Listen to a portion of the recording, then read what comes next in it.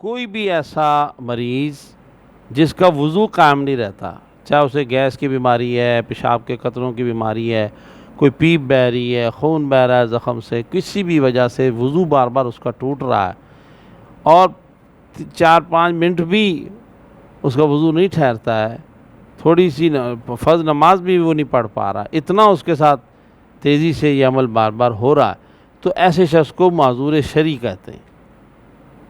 اور معذور شرعی کے لیے حکم شریعت یہ ہے کہ وہ ہر اذان ہوتے ہی نیا وضو کرے گا۔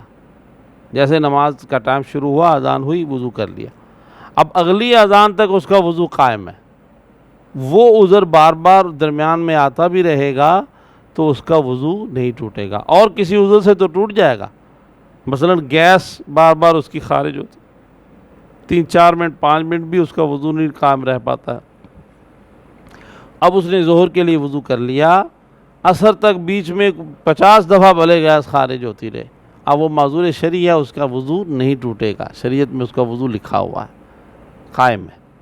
اب جیسے ہی عصر کی اذان شروع ہوگی تو وہ فوراً نیا وضو کرے گا۔ اب مغرب تک اس کا وضو یہ ایک کہلائے گا، درمیان میں بھلے اس درمیان وہ نمازیں پڑھے، نفل پڑھے، قرآن پڑھے، جو عبادت کرے وہ باوضو ہے۔ اس طرح وہ اپنے دیگر معاملات کو کرے اور اپنے اس بیماری کا علاج بھی کرے۔ اللہ تعالیٰ سمجھنے کی توفیق دے۔ اور یہ گیس کی بیماری ہوتی کیوں ہے، میں تجربے سے عرض کر رہا ہوں کہ آپ صرف کھانا کھانے کے بعد پانی پینا چھوڑ دیں، آپ کی گیس ٹھیک ہو جائے۔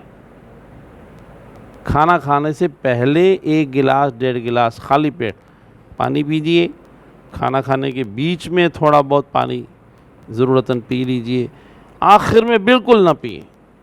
چند دن آپ کر کے دیکھیں، آپ کو وضو دیر تک قائم رہنا شروع ہو جائے گا انشاءاللہ۔